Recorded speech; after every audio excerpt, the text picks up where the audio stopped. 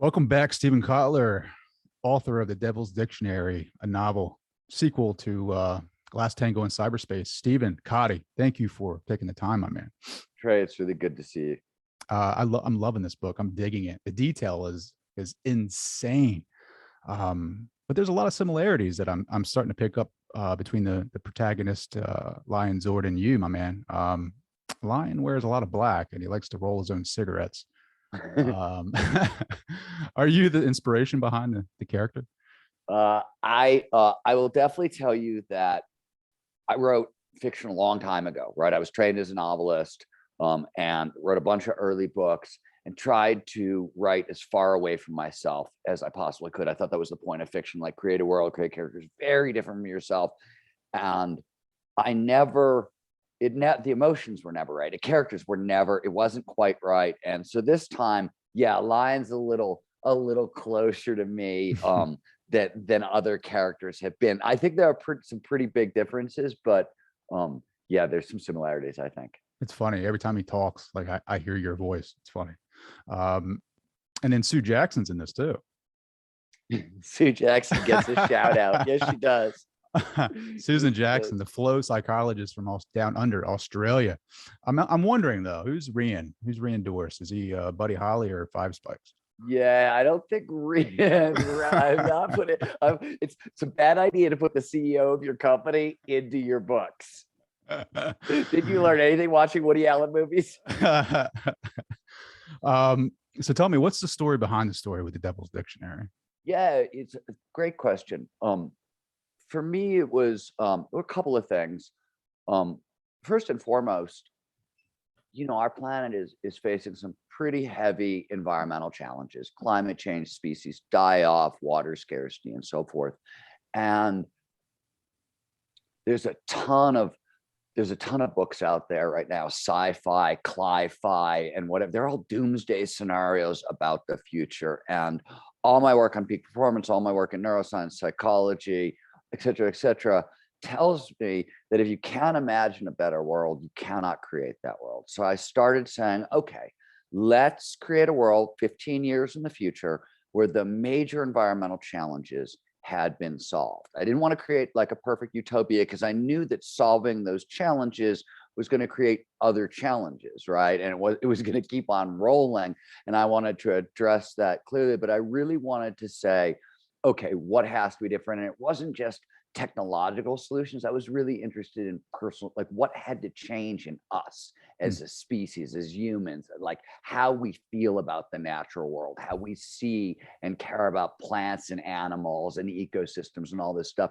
And I really was focused on what is that shift and what that is that going to take. And of course, because I've written 6 books on technology, there's a whole bunch of kind of whiz bang technology, because I took all this stuff that we've been writing about present tense and rolled it 15 years into the future and said, okay, this is, I think, where it's going to be, and this is the world.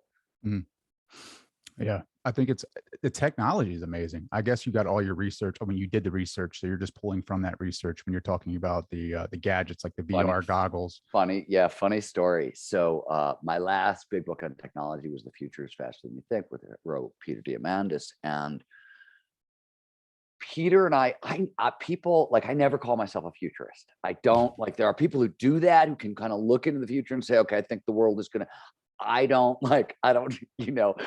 try to play that kind of prognosticator. But we were doing these like snippets of futurism in Faster where I had to do it. It's 2035 and you walk into your kitchen. I was like, oh crap, I got to figure this out. And because Faster is about 15 different lines of accelerating technology coming together and converging, and what happens when AI meets robotics, meets nanotechnology, et cetera.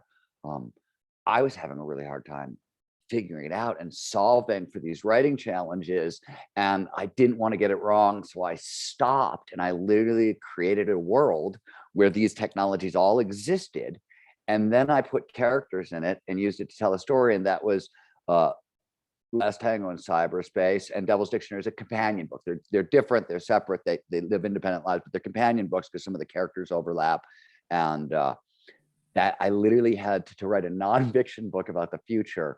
I had to write a couple of fiction books about the future, just so I could hold it in my head and say, okay, what happens when all these things come together? What does that Mhm. world actually look like? Mhm. I'm excited about the yellow stretch vet, man. Being able to get one of those bad boys and go to sleep and just wake Well, up. this is one of the things that, people don't quite get yet, though you're starting to see it poke up at car shows, is like when you've got autonomous cars, they don't actually have to look like cars anymore. You don't have to be the first guy in the cockpit looking down the road. You can make some changes. So Yeah. I did. And I also figured that like car culture and like hot rod culture, and especially in America, dudes wanting to work on cars and do cool shit with cars, it's not going away, even Yeah, if we yeah. make them autonomous.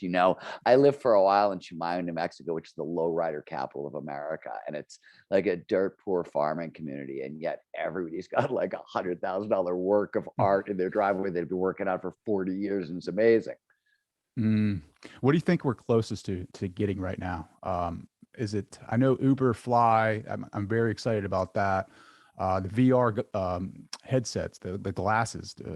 Do you think what technology do you think we're closest to getting Is right now? closest to. So answering that question, I think, well, COVID had a huge and still continues to have a huge amplification on all things healthcare and all things artificial intelligence. Mm, So to start answering that question, I go, well, okay, AI got massively amped up during COVID.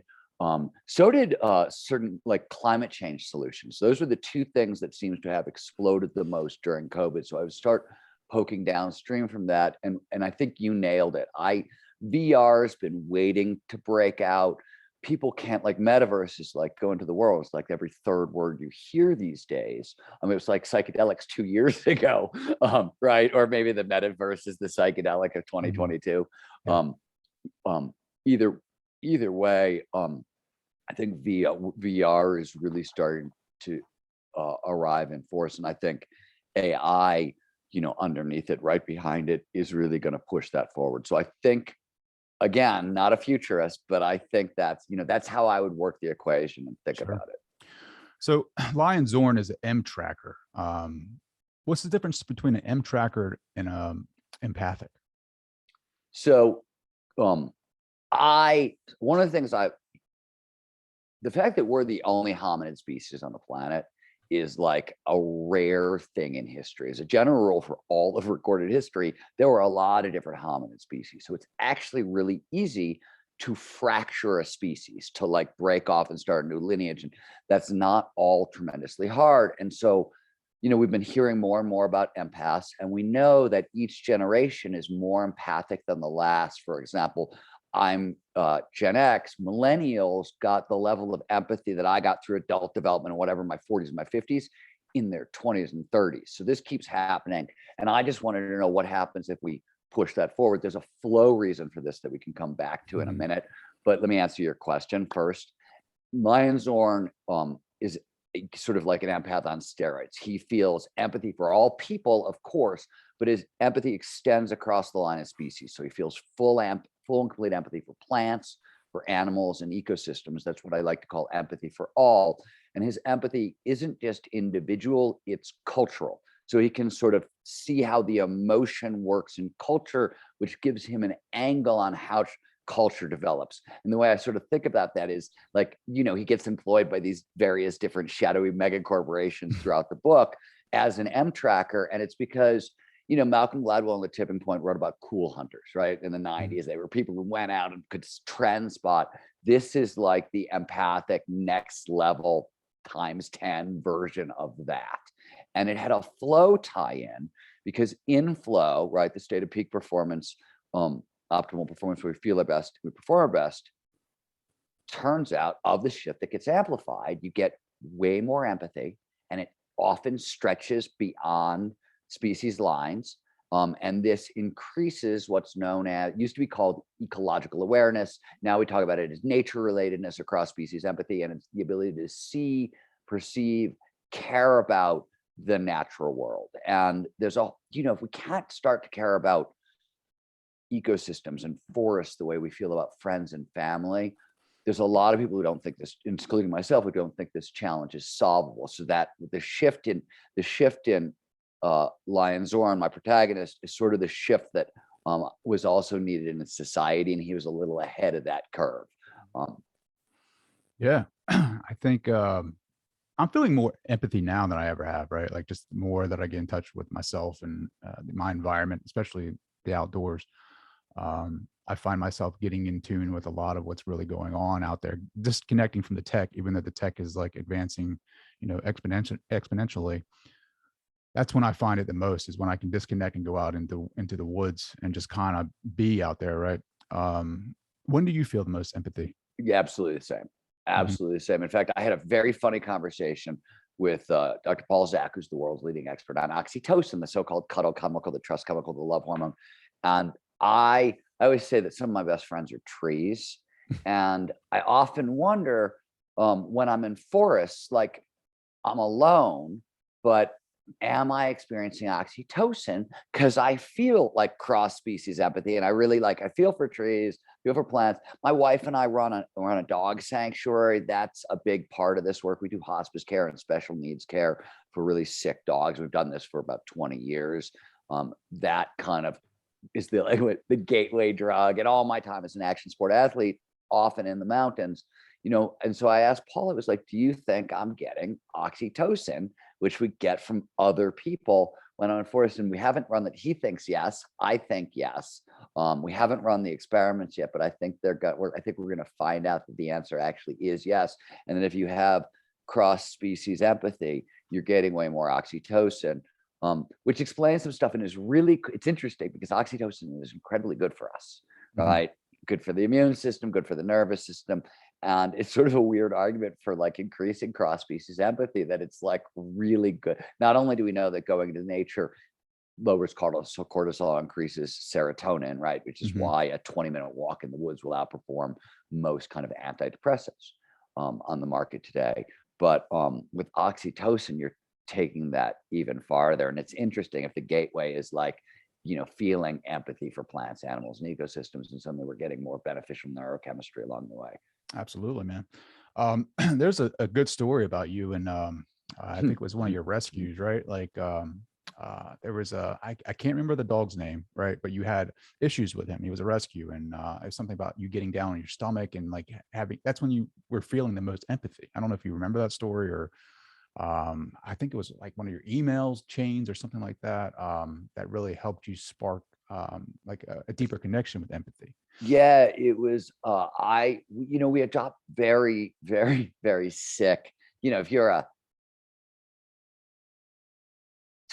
three-legged, one-eyed chihuahua with a terribly abusive past, bad temper, heart problems, and end-stage cancer, you're our guy. That's what we like to work with. And a lot of those dogs, especially when you're dealing with chihuahuas, in an effort to make dogs smaller and smaller so people like Paris Hilton can get their cute little purse dogs, that's inbreeding. So for every one healthy purse dog you might get, you're going to get 7 partially brain damaged, immunocompromised animals. And so we had a lot of crazy dogs, to use the technical term. And Misha used to try to attack me every chance. He would hide. I'd be hiking back to my office at the end of the day, and he would hide and wait for me to try to bite my ankles.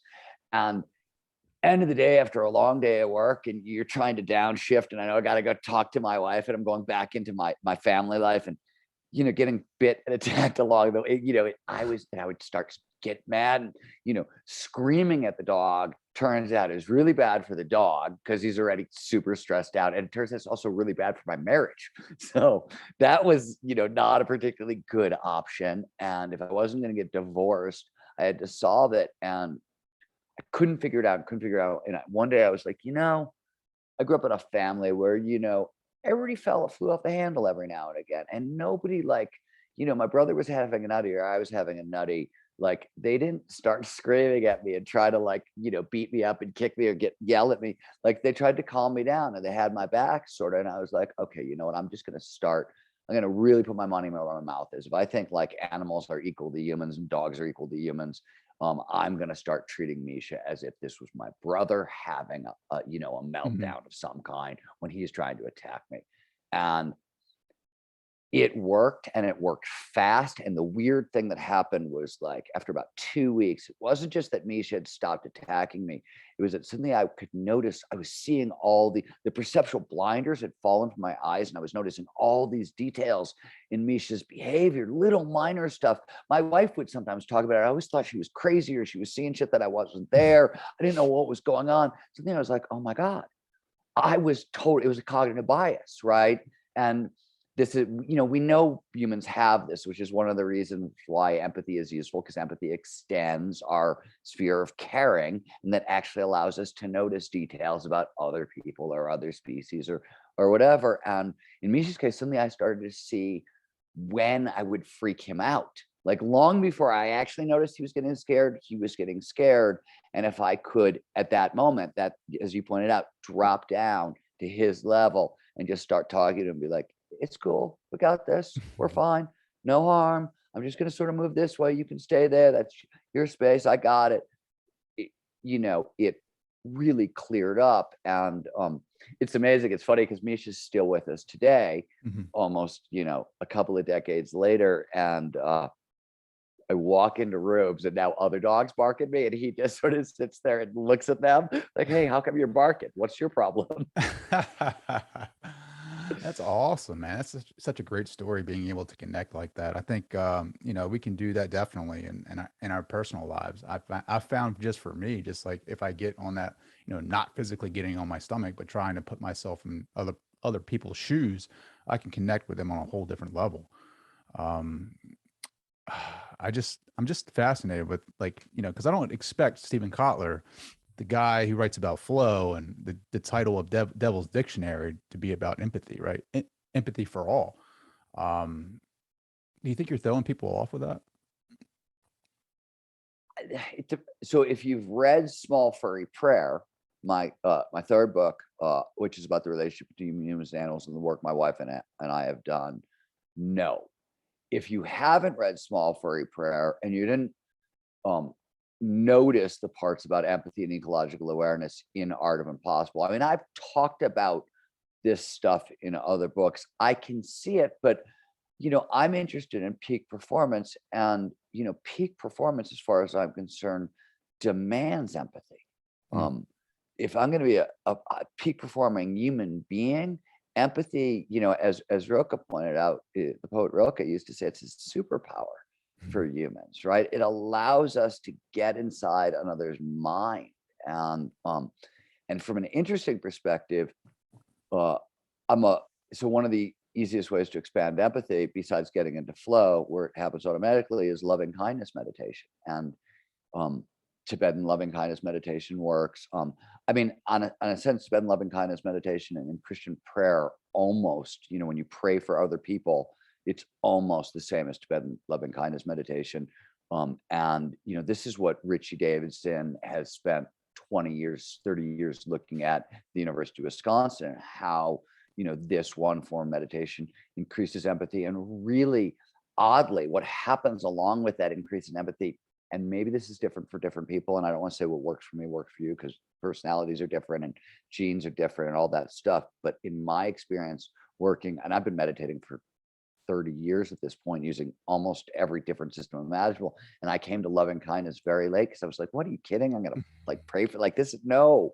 But I kept reading about Richie's work, and it was so fascinating. I was like, okay, I'm going to try this. And what I have found is, besides the expansion of empathy, in terms of like shaking loose old habits that are invisible, just automatic behavior, it's the coolest tool I've ever bumped into, because I'm like, oh my God, now I noticed all my bad habits. I don't necessarily know if I can fix them, but I can see them. And that's a start. Ooh, yeah, the shadow, right? Like that's exactly the same thing for me. Like I can start seeing the things like pop up like triggers, right? Like I can see myself getting upset at my kids, and like trying to be uh aware of that, and then like wondering, like, where is it at in my body that has that memory or trauma that is conditioned inside of me, that's playing that record, that's playing the play button on my reaction, like, and then going in meditation and trying to, like, take a deeper dive. I think, what does that meditation look like? How do you How do you do it? Love and kindness meditation Yeah. is literally like you start out.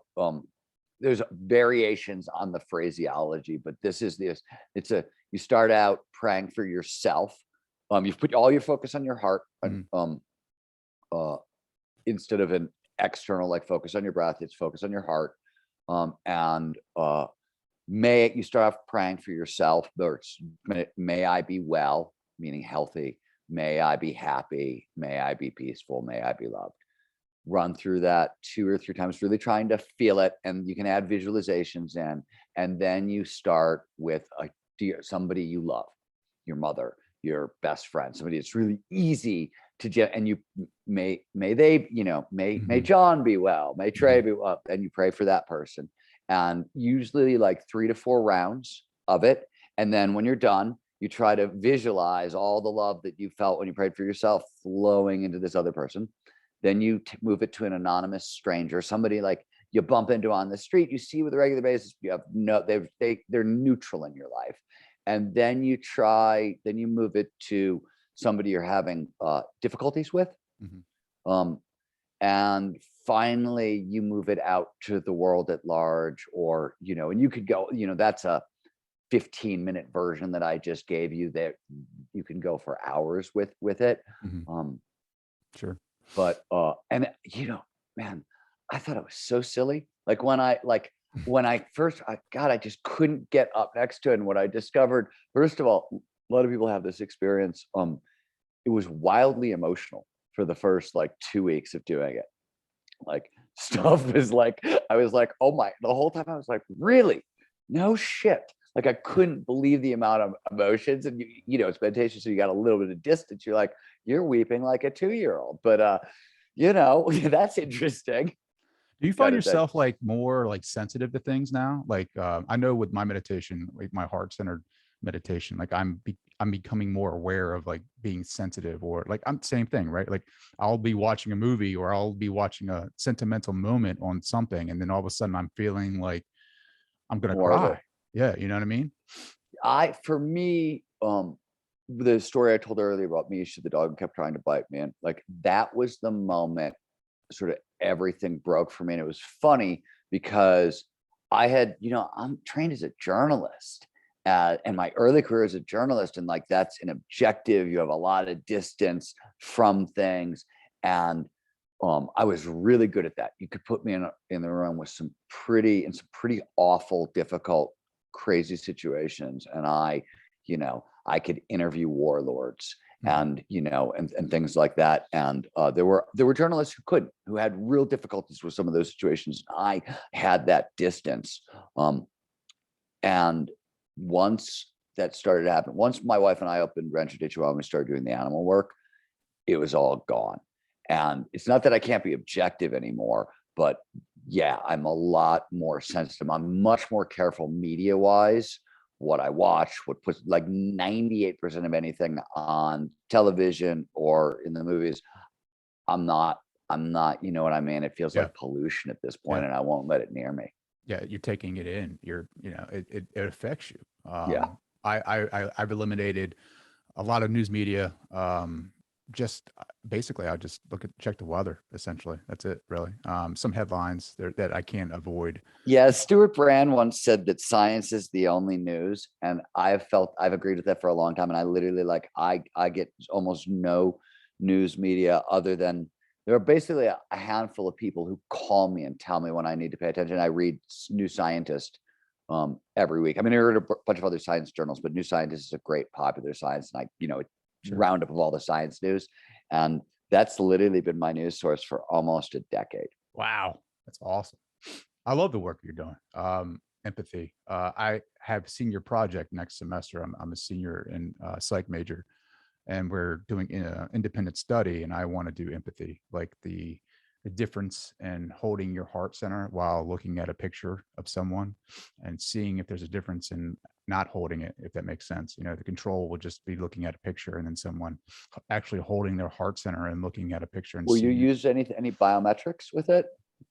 I mean, for this, probably not. I mean, it's going to be probably scale based. I haven't even looked at the research Yeah. yet. I mean, the other reason because there's so much wearable stuff that you can, Whoop will give you heart rate variability. There's just some cool wearables that I like you could throw in and probably scale pretty easily. That's an That'd be interesting study. that'd be awesome. Kind of You know what neat. I mean? I Yeah. can I come up there with a senior project, like with all these biometrics, like looking professional, because we have to give a presentation in front of the entire faculty at the university, and then come in there like a real professional scientist. That'd be badass.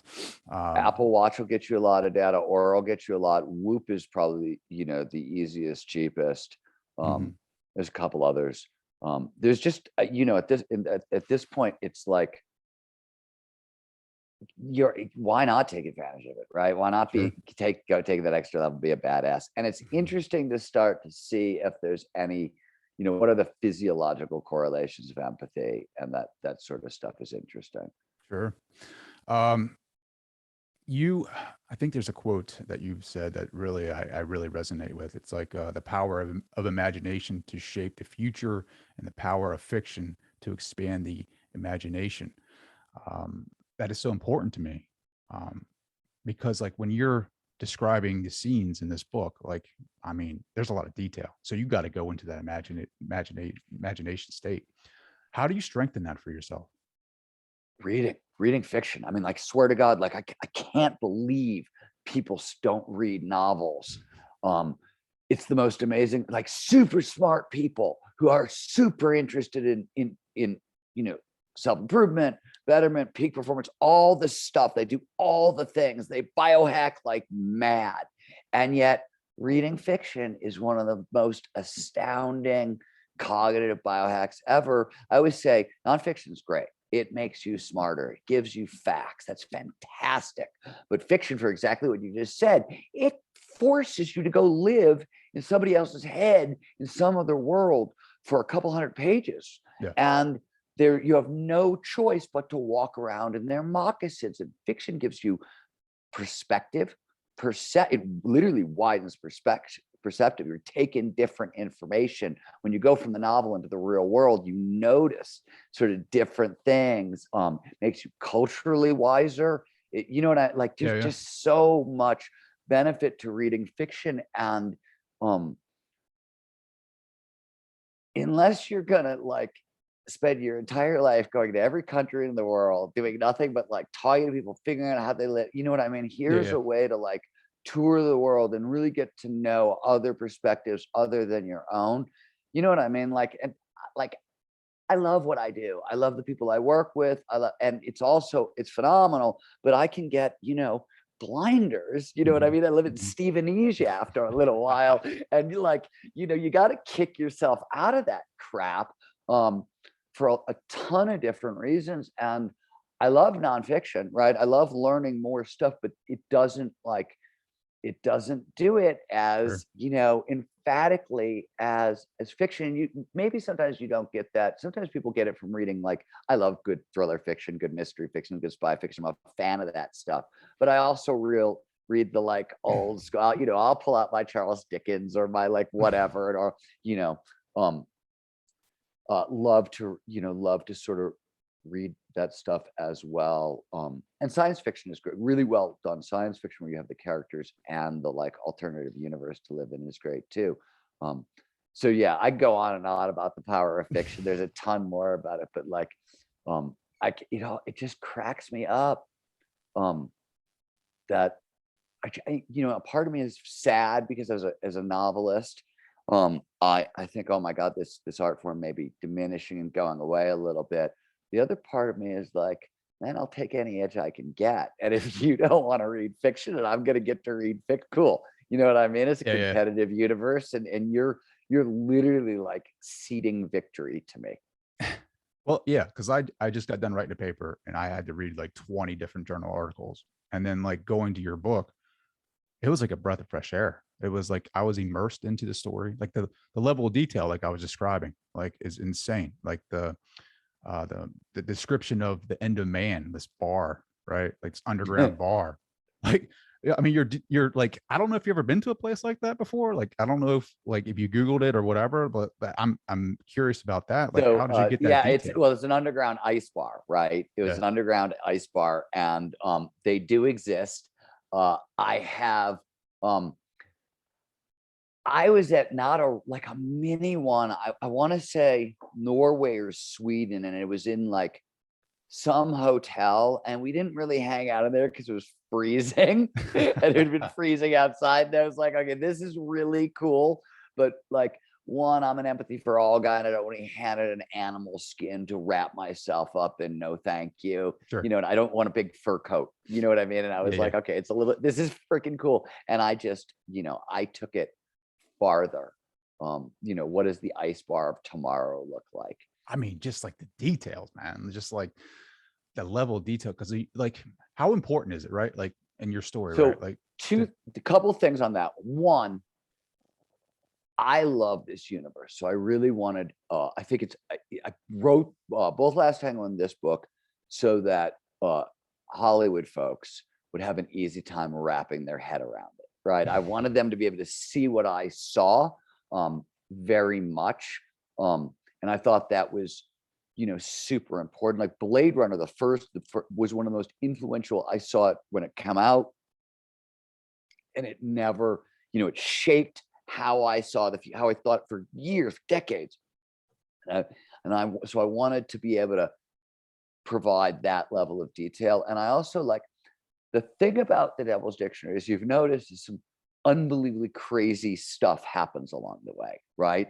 mhm. And yet, if crazy stuff happens in a book, you can sort of kick your reader out of the book. You know what I mean? I always feel like if you're going to give me 6 or 7 hours to read any of my books, nonfiction or fiction, my job has to be not just to like communicate good ideas. I want you lost in my world. I want you can't put this book down. Oh my God, laughing. I want to make you laugh a lot, Yeah. and I want to blow your mind a lot. I want to make you think a lot. And I want to make it fun.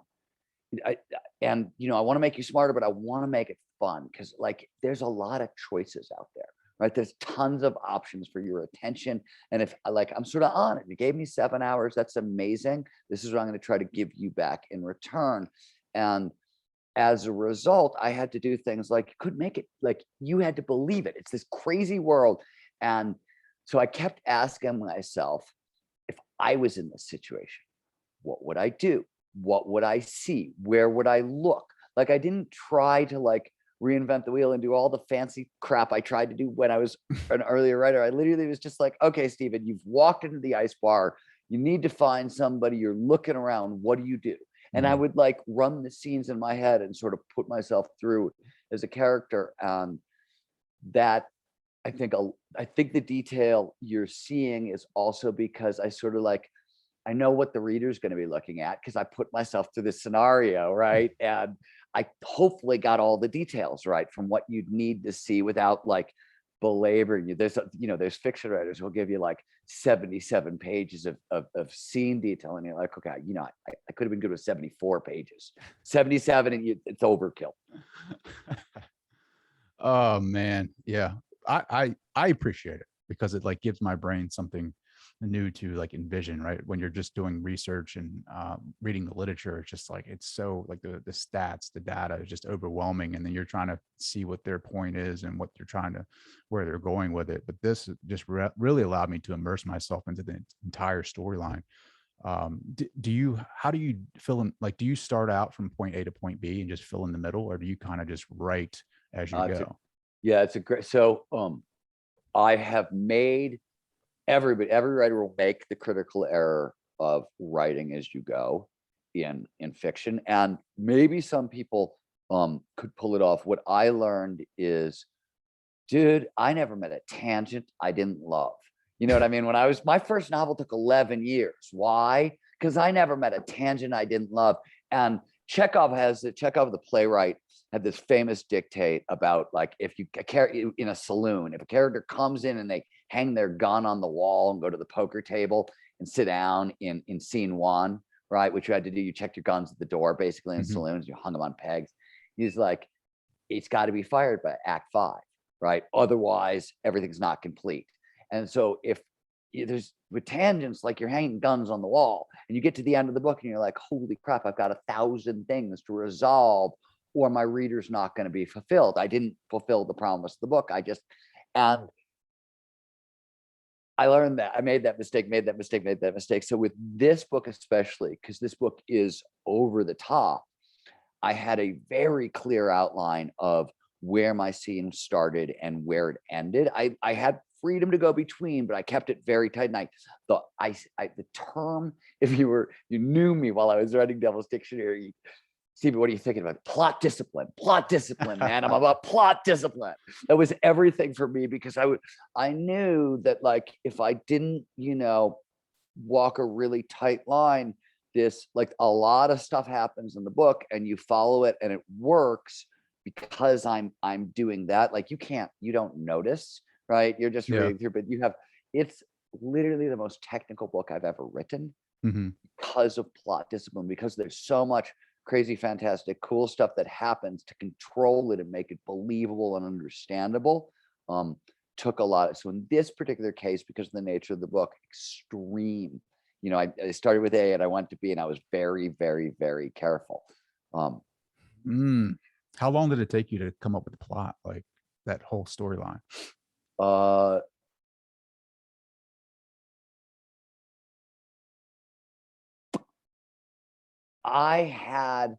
the storyline, should we give the listeners a taste of what it is? Sure. Yes, absolutely. So I gotta give you people one environmental fact. So there's a term you may not be familiar with, which is megalinkages. And this is an idea that came out of the foundations of conservation biology back in the early 70s, which is basically plants and animals need room to roam. Keystone predator is the most important apex predator in an ecosystem. Some wolves, mountain lions, can have like 500-mile home ranges, and they need that to procreate. They need that, otherwise the entire ecosystem changes, which is why, wolves were reintroduced to Yosemite, and suddenly, deer populations dropped, other things rebounded, the aspen groves came back, moose could come, and it had this huge impact and made the ecosystem a lot healthier. So back in the 70s, there was this idea of megalinkages. Let's take all our national parks, let's connect them by migration corridors, much thinner strips of wildland, and make them continent-wide. So there's something known as the Wildlands Project that was trying to build 5 continent-wide megalinkages. The most famous is known as Yellowstone to Yukon, literally Yellowstone to Yukon. And this is ongoing. People are still working on this. This is not a crazy idea. E.O. Wilson wrote about it in Half Earth. The UN has adopted, they want to present 30% of our oceans and 20% of our landmass. That's, the same. It's all this stuff has become sort of standard environmental thinking, right? So much like today, where we've got billionaires trying to get beat, who can go into space first? Is it going to be Jeff Bezos, or is it going to be Elon, right? I figured 15 years from now, we're going to have billionaires competing to establish the world's first mega linkages. And that's sort of like the background is you've got these two sort of warring billionaires trying to create the world's first mega linkages in this world where we've sort of solved some of these grand environmental challenges. This is one of the ways it's happened. So you asked a question. I went on a mega linkage tangent and I forgot your question. Your question was the storyline, right? Like you have all that research, right?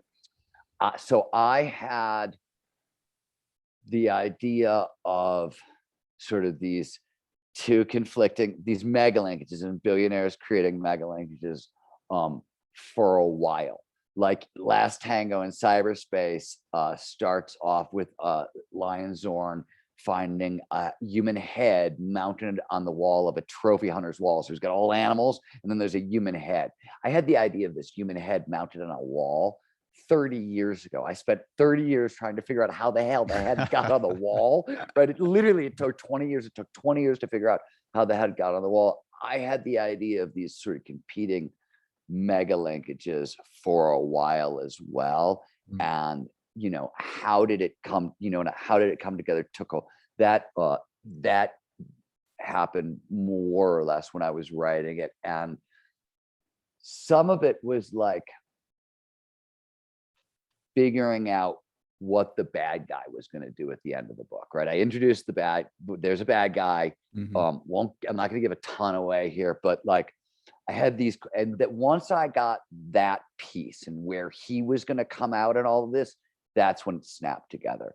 And then it was just a question of, things that fit the world. So like there's the first, I think in literature, the first flying motorcycle chase scene, right? In literature is, I think, in this book. Now, a friend of mine, Deja Molnar, is the inventor of the world's first flying motorcycle. So we have those. They've been around for about 20 years. They're not commercially available, but they're really coming.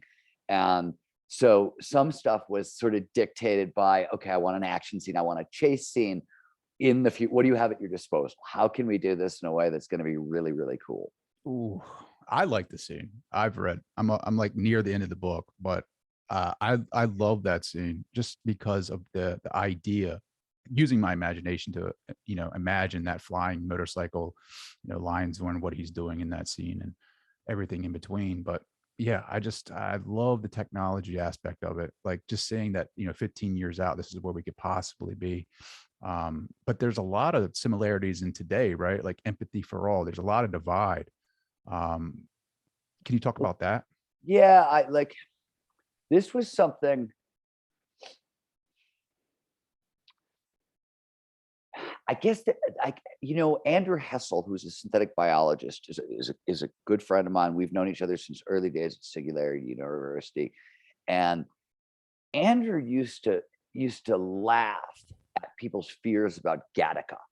He's like, as a geneticist, he's like, it is crazy that we would use all this tech to create this perfect single species. It looks like this. And he's like, humans are endlessly creative.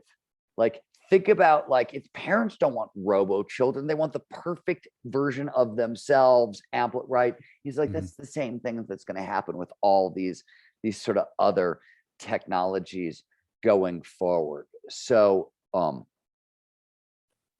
forgot your question again. I went and Andrew Tesla. You're good, man. You're good. So like there's obviously divides, right? Like there's the divides. So he got me thinking about this. I was like, oh wow, you're gonna have I was thinking early, before I was even talking about the divides in this book, I was thinking about what's gonna happen when, like, think about all the prejudices we have today and how easy it is to develop new prejudices in a sense. And what's going to happen when animals, like human animal hybrids, there's already underground movements to put cat's eyes into like goth culture. And it's going to come out of like punk culture or goth culture. It's not going to come out of some mainstream lab. It's going to come out of some like punk lab somewhere that is just like almost as a fashion statement, or humans with tails or things like that. Isn't there going to be a keep humans pure versus like there's going to be that backlash? And I started to think, well, if there's a whole group of people who start like empathizing with plants, animals, and ecosystems and seeing them having equal rights with humans, there's of course going to be a whole bunch of humans who are like, no, humans first. And so that I was like, okay, if we were to actually solve climate change, solve species die-off, make this shift into a society where, I love plants, animals, and ecosystems as, friends and family, there were going to be a bunch of people who hated me for loving plant. Like, I wish it wasn't the case. Sure. And like, we keep getting blindsided by our prejudices. You know what I mean? Like, and it keeps making a mess of things. And I was like, okay, fine. Let's get out ahead of this one. Let's see it coming. Let's start talking about this now, because if we don't solve climate change or species die-off, I don't think our species is going to really survive, not at the numbers we're at.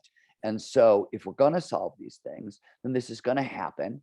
And let's start talking about it now, so we don't get blindsided in another 15 years by a whole nother set of prejudices that like we have to deal with, because the brain does us-them divides automatically. It's built in.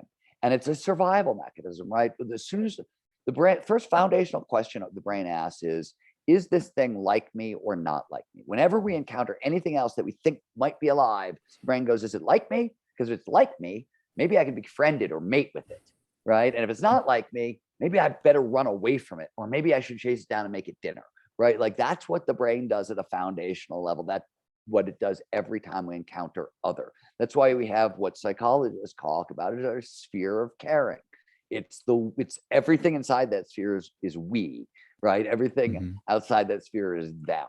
And some of us, you talk to the astronauts who have been, into space, they had the overview effect, and that sphere of caring extends to the entire Earth. So we know it can widen out, that possible. Or you get the most, misogynist, racist, close-minded, take your pick, who lives in a very tiny, small bubble of hate as the opposite end. And so I don't know. I just wanted to see it coming and head it off at the pass if I could. We should give that group the psychedelic evolution and see what happens. That is crazy. You talk about the psychedelic evolution. I don't know if it exists, but it's trippy, dude. Can you talk about that? So how do you expand a sphere of caring and widen cross-species empathy? It happens automatically in flow, but it's not actually in a lot of altered states of consciousness, including psychedelic states. So there's a tremendous amount of research that shows that if you have psychedelic experiences, especially while outside in nature, they will expand nature relatedness. Robert Card Harris's lab, we've done some work with him at Imperial College in London, who's done almost all the brain imaging on psychedelics, just published a great paper on this. And the reason this matters is when nature relatedness expands, our ecological awareness expands, the next thing that follows is environmental activism. It's a very smooth transition. Some of it actually has to do with oxytocin, because oxytocin tends to lead to behavioral change. So once you're producing oxytocin in the natural world, you get activism on the downside of that. So psychedelics produce this stuff. And so I started thinking about future psychedelics. And the first level was in Last Tango, the companion book. I gave you a psychedelic that expanded cross-species empathy. So the whole planet could sort of have the same mind shift that Lion Zorn and Empathy Tracker had experienced, right? And that was a way of shifting the mindset of society very, very quickly to solve climate change issues. But one of the things that, I don't know if you noticed this about like drug culture, but like every 10 years we get like whole new levels of psychedelics that are much wilder than what came before. And like you go back to the 60s, nobody wanted to mess around with DMT. It was scary. It was really hardcore. Acid mushrooms, those might be okay, but DMT. And today, like DMT is all over the place in culture. It's really spread through subculture and starting to sort of trickle into the mainstream even a little bit, in ways, unexpected ways. And I was like, that's a wildly different sort of psychedelic than anything that's come before. And I just figured that trend continues. So if this first drug expands empathy, what's going to be better than that? What's going to be the wilder trip than that? What's going to push this farther? And I came up with a psychedelic called evolution, where you literally trip evolution. So you evolve through the eras, and there are different lineages, different phylums of animals, and there's chordata and whatnot, vertebrates, and I thought about it that way. And I've met underground chemists along the way when I was researching stealing fire and things like that, who are working on some very wild psychedelics. And I will tell you that like the really strange stuff and is stuff coming out of like animal shaman culture, like underground shamanic chemists who are really interested in, so like, I don't know what they're going to produce. I don't know what's real. I've never tried any of these substances, but I've talked to the people who are sort of doing the work. And I know like the stuff that I'm talking about is stuff they are fantasizing about. And I also know what's happening in chemistry. We're getting like a 3D chem printer that I wrote about in, it was in Faster, it was in Stealing Fire as well. This is already being built in Scotland. Like this is a 3D chem printer can print molecules from scratch. Wow. And you add an AI interface to it that gives you voice recognition for drug discovery. And again, this is real. This is a technology that already exists, was used for COVID. Voice recognition AI, where you tell the AI, okay, I want a drug that has this and low side effects here and blah blah blah, and it can start creating it from scratch. And you start putting these things together, and you're like, oh wow, we're about to like completely empower psychedelic chemists. Maybe this is a good thing, maybe this is a bad thing, but like the idea that they could start create, I mean, they're already cocktailing these weird things, Yeah. and suddenly we're arming them with nuclear level tools. It's going to be interesting. No doubt. Devil's Dictionary. Can you see this as a movie? For sure. I think it's a TV show. I think it's a series. Because the worlds are so complete. But yeah, it's funny because as I said, Last Tango and Devil's Dictionary, they're standalone, but there's a book that sits between them. There's a book that's after Devil's Dictionary. There's a prequel. I like it. If I want to turn it into like a 10-part series, I could, because there's just questions in the story that are still in my head, like, oh, what would happen here? Or what would happen here? No doubt. What is but pardon me, what is the Devil's I was going Dictionary? to say Devil's Dictionary for the guys that don't know. So, two things. The Devil's Dictionary, is a much older book. There's another book called The Devil's Dictionary that I'm playing on, a little bit, written by a Civil War journalist named Ambrose Bierce, and his was like a satirical dictionary that really sort of pointed at sociocultural issues of the day. So that's not what my Devil's Dictionary is, but you can understand, the metaphor there. But in my book, one of the largest drivers of species extinction is exotic species. And so in the Devil's Dictionary, in this version, it's an AI with a voice recognition interface that it works like CRISPR on steroids and can write DNA of new animals. Now, this is again, Andrew Hessel, I mentioned earlier, is a friend of mine. He's the charge of the Human Genome Right Project. We heard about the Human Genome Project, right? Sequence the genome, read it. Now they're trying to write a human genome from scratch. That's creating life from scratch. We're already doing this, right? We're doing it at the microbial level, at the level of viruses. Craig Venter famously did some of this work when he created the minimal viable genome for life.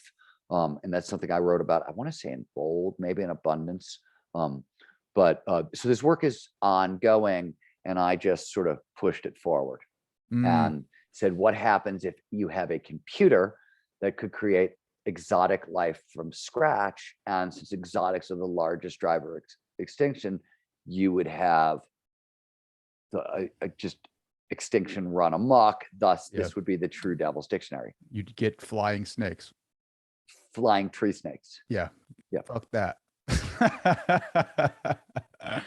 Well, you have flying tree snakes now. What you'd get is hyper aggressive, deadly, poisonous flying tree snakes, which you don't have now. Devil's Dictionary, Stephen Kotler. How can people get this book? All major, but it's out. So Amazon's your friend here. Indie bookstores are super your friend. Go patronize your indie bookstores if you can. Let's keep them around. Barnes and Noble. You can get it anywhere. I love it. Stephen, Cotty, thank you for joining the show, my man. Very my pleasure. Thank you for having me. So glad you liked the book. It was fun chatting with you about it.